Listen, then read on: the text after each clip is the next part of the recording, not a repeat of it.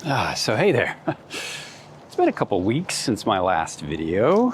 I took some time off to visit family for Easter, and then I had a work trip that required that I travel out of town, and I took the EV9 just since it's the one car that I feel like I could trust the most. At least it's proven itself as being extremely reliable as an EV.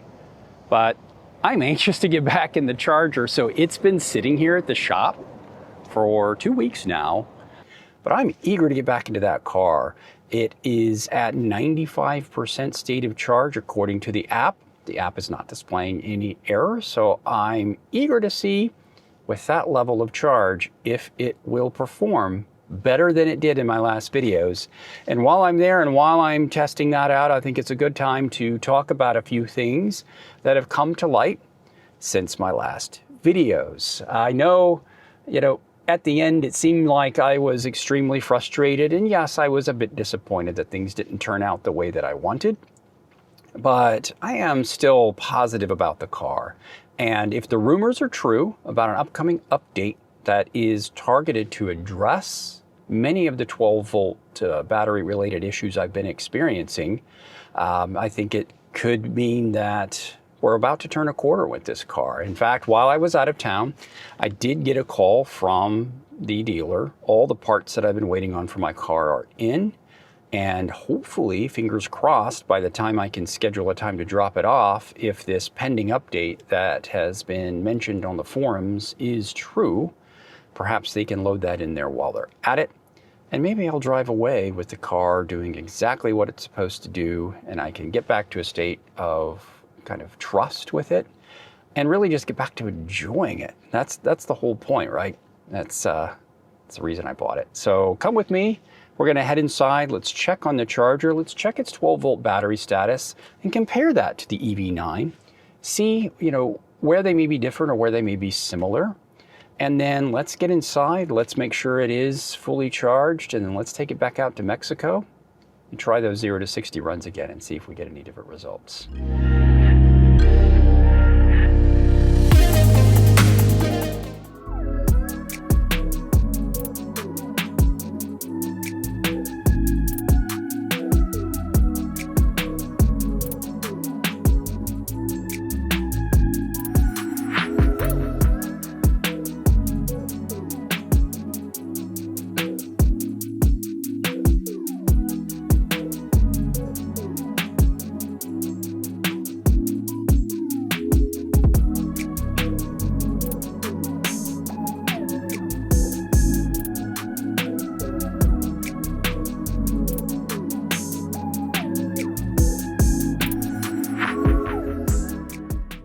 Yeah, this thing is just not letting us go.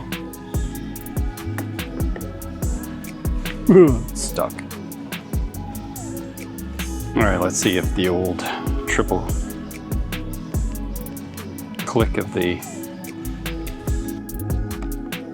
yep, still very much stuck. All right.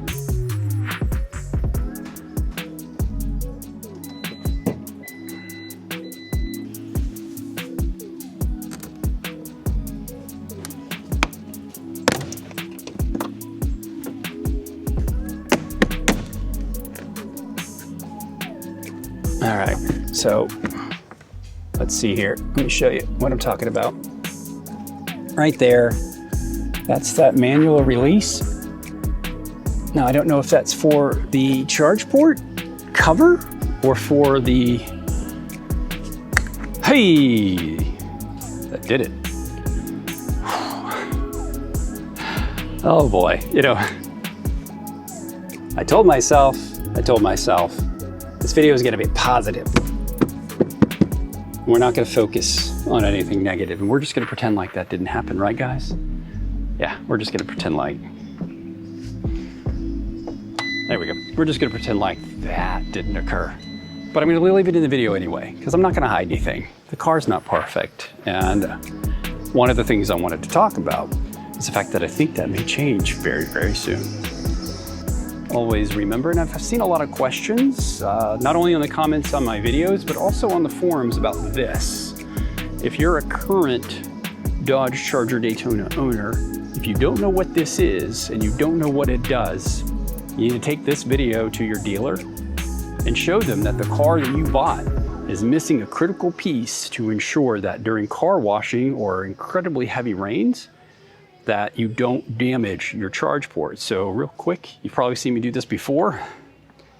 This guy is easily stored down inside here so that you can't close this door and drive off without forgetting about it.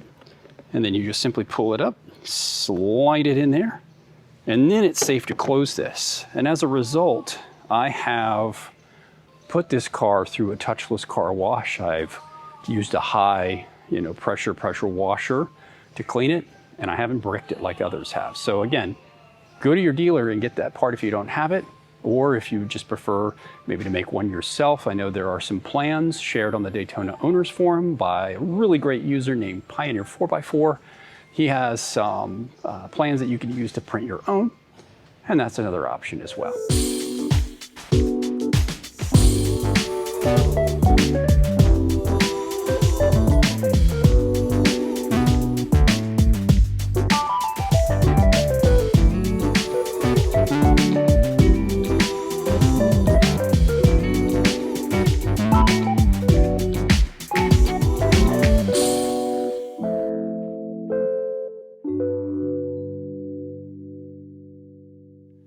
So you guys should be pretty familiar with this by now. I've shared it earlier.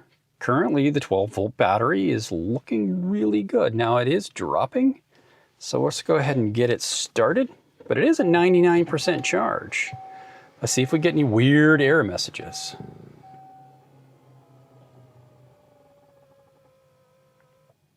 So nothing, and just so you're aware, I do have the EV sound off. I turned it off when I dropped it off last time. At least it's supposed to be off. If it's not off, let's look and see here. Let's go into drive modes using the button on the steering wheel and app settings. Yeah, so that's off. That's why it's quiet. But we'll go back here. Nope. Yeah, so battery's looking good. And again, in the app, same thing there. Let's look at the history. So the car has been sitting, like I said, for almost 2 weeks. And after that really, let's get that focused better. After that really interesting initial, very flat, very square sequence of up and down, charging and discharging, it then went into a state where clearly I was driving. And you see those lines very tightly compacted there. And then it sat, and then it must have detected that it dropped and charged it back up, and then it dropped and charged it back up, and then so that's what it should be doing. And that would explain why the car has no errors or issues. Now, what's causing it not to release the charging cable? That's another mystery.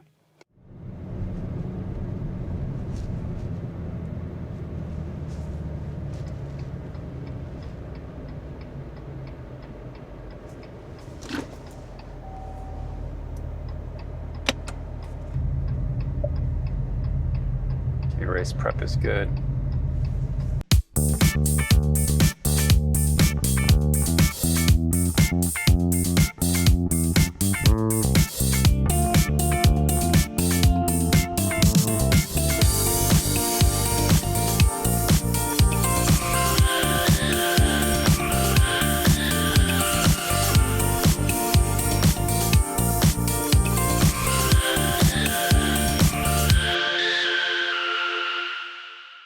Okay, we're back in Mexico, and I have activated race prep. As you can see here, we have 3 green check marks this time because we are at 94% state of charge, and we are right near the target battery temperature. I'm going to shut off the climate control system, which it turns itself off automatically when you select race prep, but I didn't want to sit here and sweat. It is very bright and sunny and very hot and humid today, and I needed as much air conditioning as I could get before we try to take this on. So I'm going to go ahead and cancel race prep. We're going to go to launch control. Launch control is green. It's ready to go. All I'm really waiting on is for the road in front of me to open up. There is a truck, it looks like, making a delivery, and I really don't want to put anyone else at risk trying this. Not that I believe this car can't safely traverse this road, even at a somewhat higher than average speed, but I don't want to bring anybody else into this that isn't, you know, a part of what we're doing. So let's wait for them to move out of the way. The moment they do, I'll activate launch control. But before I do that, one helpful commenter on one of my videos did indicate that instead of trying to watch my timer over here, which is then covered up by the launch control feature, to come here and turn timers on here. And so that's what we'll be doing. And this is what we'll be using. And then that way, it won't matter if it flashes back to the tire pressure gauges after I'm done. So we'll just wait a second, make sure it's safe to proceed, and then we'll get started.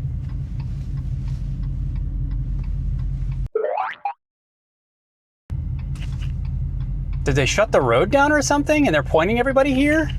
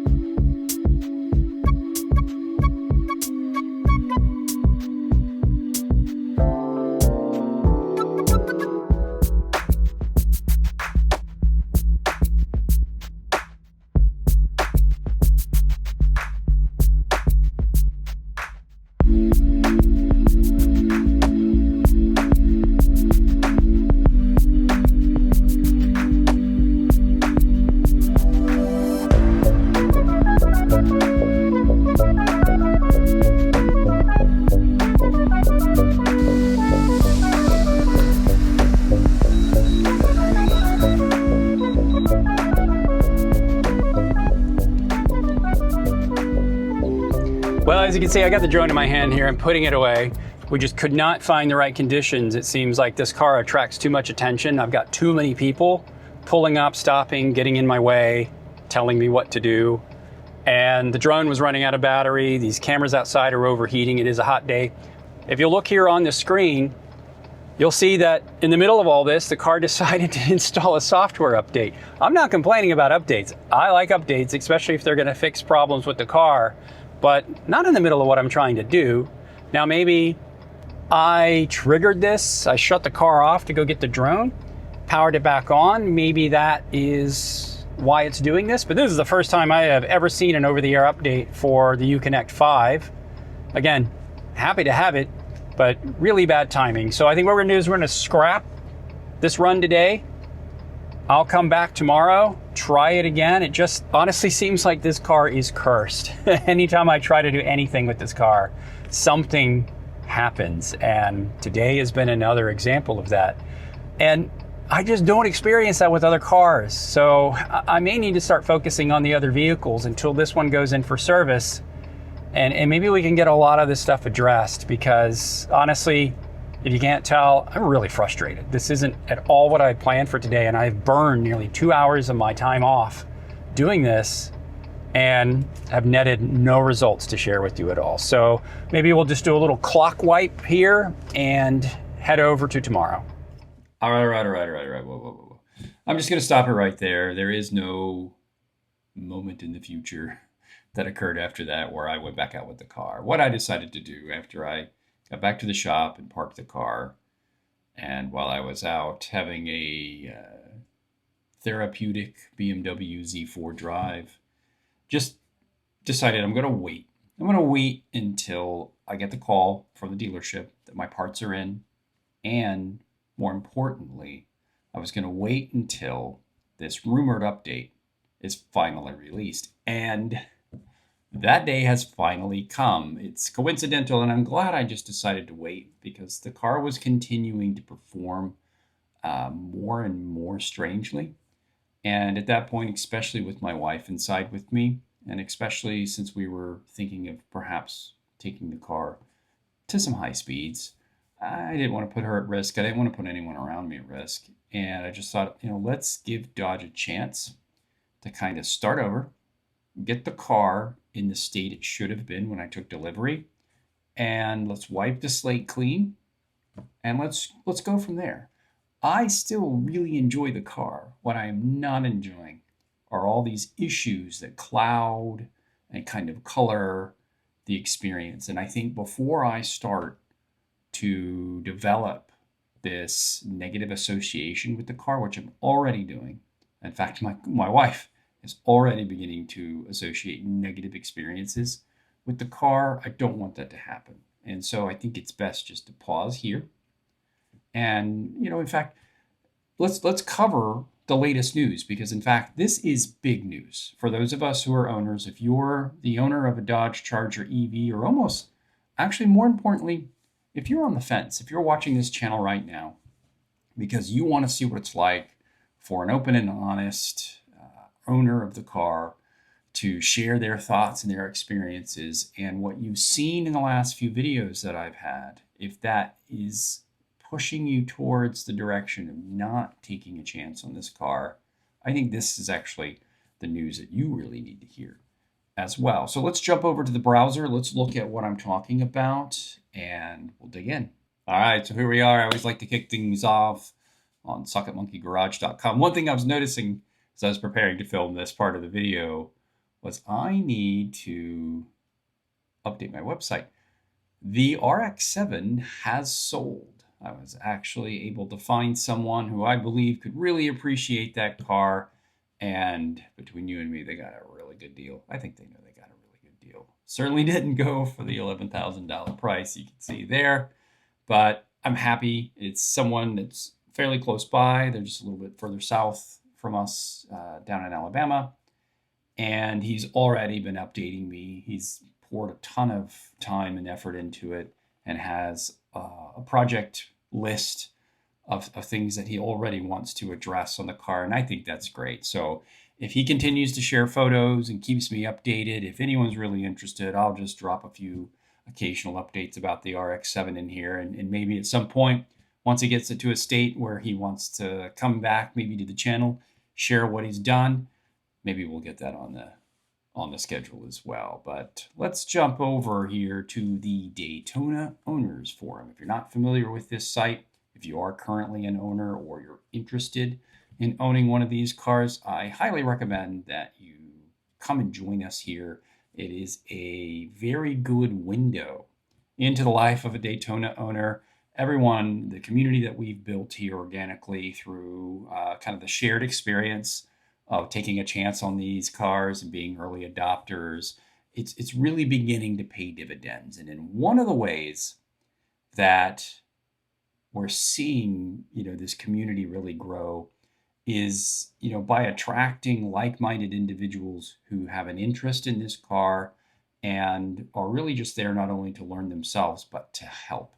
And an excellent example of one of those members of this community is MoparTechJordan here. I just want to give him a shout out. In fact, Jordan Rose, the technician from Virginia, has really just taken off with his channel that I think he launched shortly after I did, and has released some very well put together videos that have almost in sync, as we discover things on the owners forum, or I discover things and upload them, to my channel.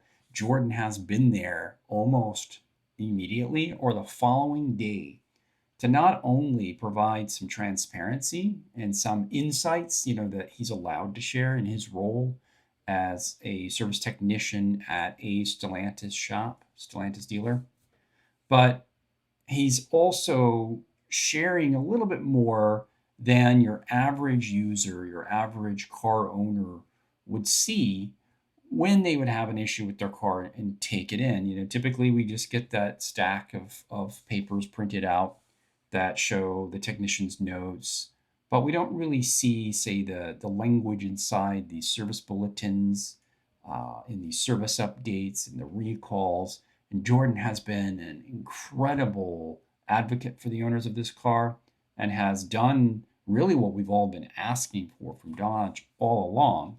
And that is just be open with us, be transparent with us, share the details, share a timeline. I've said it before in my other videos. Just let us know what's going on here. There are other great members that are out on the forum as well. There are other YouTubers who also share an interest in this car. Unfortunately, recently, I think we've lost one of our fellow members, All-Wheel Drive, another channel that I've referenced before in some of my other videos. His update, unfortunately, isn't as positive as this one. And it looks like he's initiated the buyback case and is proceeding with perhaps, I think it's even a lemon law case against Stellantis due to the issues he's experienced with his vehicle. And I fully understand. And what I'm trying to do here at the end of this video is to just hit a pause button. Stop with the videos of me growing more and more frustrated with the car. Stop showing the car with it having all of these issues that I think at this point we're all very familiar with. Now's the time to turn a corner. And what I'm hoping to do is, for those of you who may be at that point that AWD was with his unit, and you're about to kick that process off, wait just a second. Now, if your situation is outside the scope of what I'm about to share, if you're experiencing things that aren't covered by what I'm about to review, then absolutely continue with what you're doing. If it's a parts issue, a supply issue, I've waited well over, it's almost 2 months now to get all the parts necessary to fix the things that are broken on my car. For others, that's just a non-starter. That's just a deal breaker, and you're well within your rights to proceed whatever remedy, proceed with whatever remedy that you wish to seek. But what I'm here to discuss is what I'm excited about, and that is, I think, with today's news, with the release of this new software update that has been rumored for weeks and weeks now on the forums and other channels, you may have heard me reference it, that I think this is a great opportunity for those who currently own the cars and are contemplating what to do with one that may still be at the dealer, or may, like mine, present some issues that impact the enjoyment of ownership and driving it, but don't completely render the car unusable. Or, again, if you're someone considering owning one of these cars, I think this is really important for you to hear, because the deals are still out there. And perhaps once they get this issue resolved and that risk exposure to you as an early adopter of a new platform, that risk diminishes, because now all of these problems are gone. The deals and the incentives and the discounts may start to slowly fade, and you may not get such a good deal on these cars as you would have maybe 3 weeks ago, before this fix was out there and dealers were desperate to move them, knowing that this is a bit of a problem child. So let's get to it. I think this is really why you're here. And first, we'll start with the post that Jordan provided out on the owners forum. Now, of course, he links to his video, and I'll get to his video here in a second. But what I wanted to cover is, first off, honestly, just how good Jordan is and how great he's getting at this YouTube thing.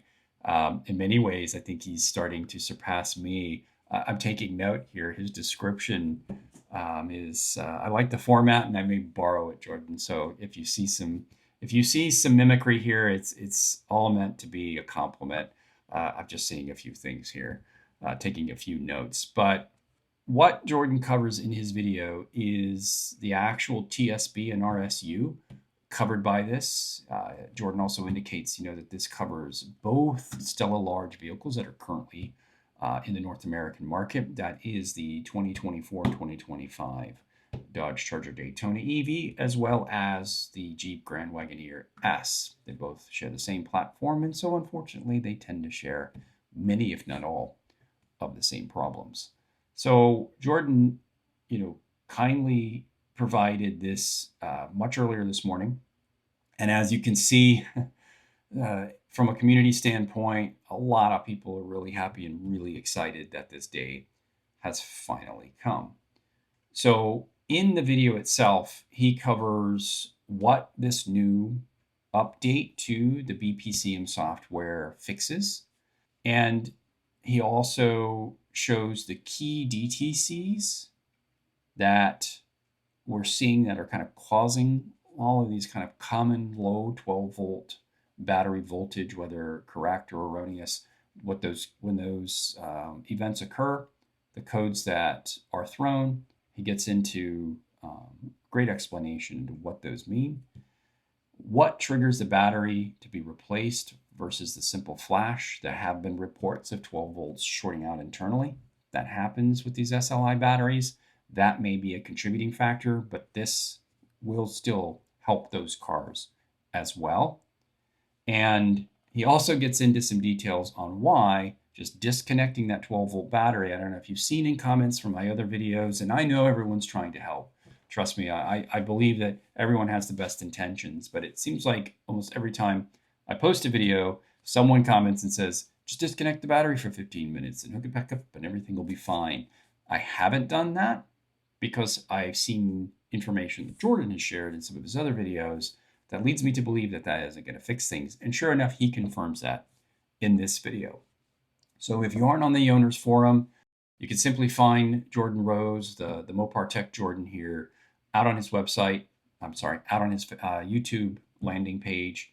He has all of his videos here, but the one that we're focused in on is this one here. So I'm just going to shut up for a second. I'm going to let Jordan speak, but I'm not going to walk through his whole video. I'm not going to take that view away from him. What I'm going to do is just give you a taste, because what you'll see is Jordan is excellent at conveying this information in a way that I think every owner can understand, but he also slides in some information that, say, someone who likes to wrench on cars, someone who really respects and appreciates people who do it for a living, but also those technical-minded, software, perhaps minded people who tend to gravitate towards EVs. And I know for a fact there's a few of us on the owners forum. He likes to slide in some of the details that we appreciate and understand that really get us interested in these videos. So I'm going to hand it over to Jordan here, let him kick things off, and then I just suggest that you go down to my description, find a link to this video, and once you're done here,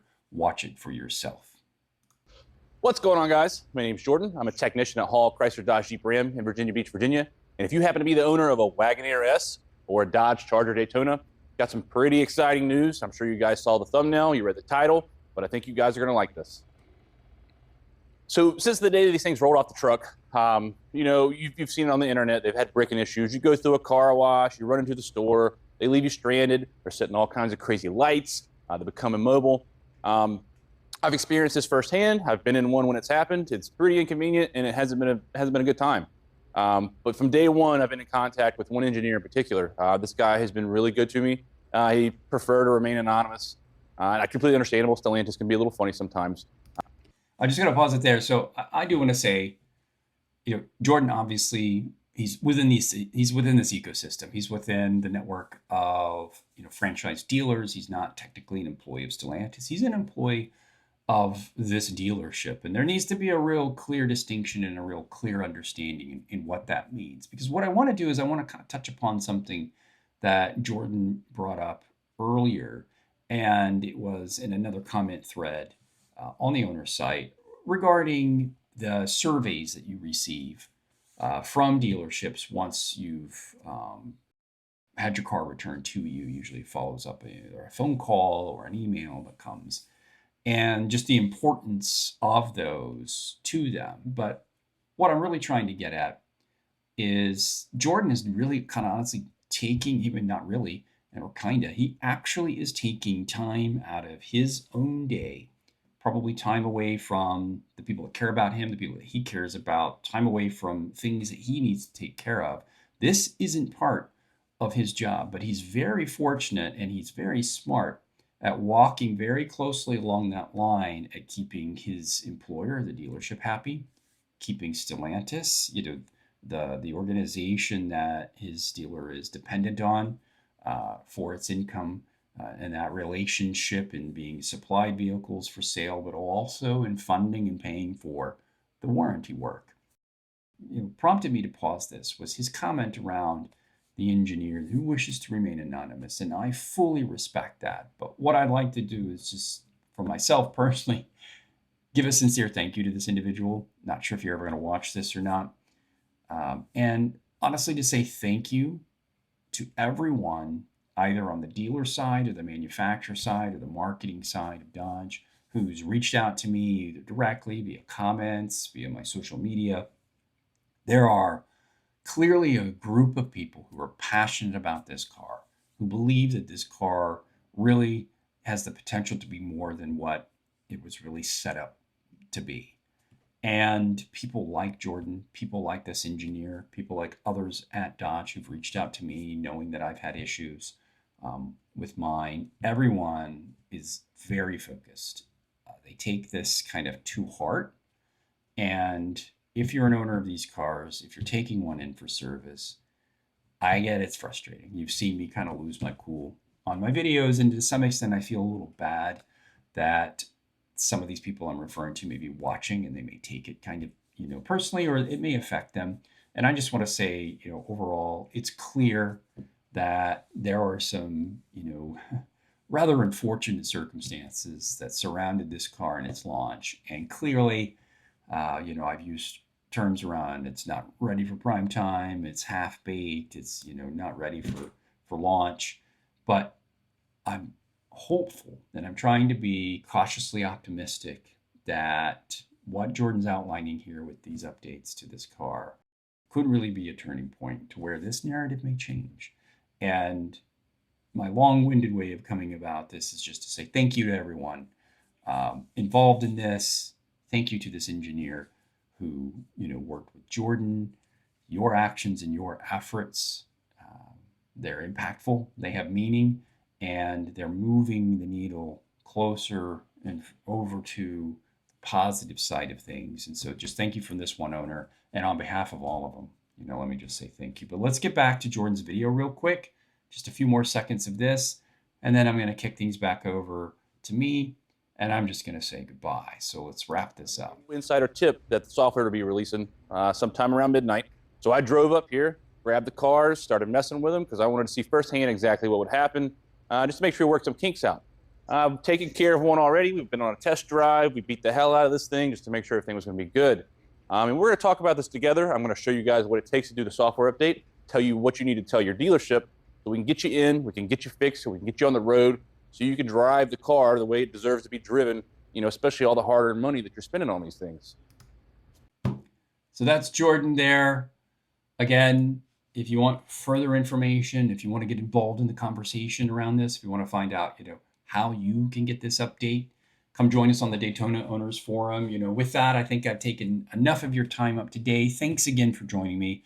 Sorry that once again, I wasn't able to get out there and do the driving that I've been planning on for, it's been like 3 or 4 weeks now, but I'm feeling good about this, and I'm about to wrap this video up. I'm going to get on the phone. I'm going to schedule my appointment. I'm going to get it in for the control stack. I'm going to get it in for the seat fan, and I'm going to get it in for this update. So what I'm hoping is that it won't take too long to get all that done, and I'll be back next week, maybe the week after, with a video that will show the car, show me having fun, and we're going to get out on that road. We're going to see what that thing can do.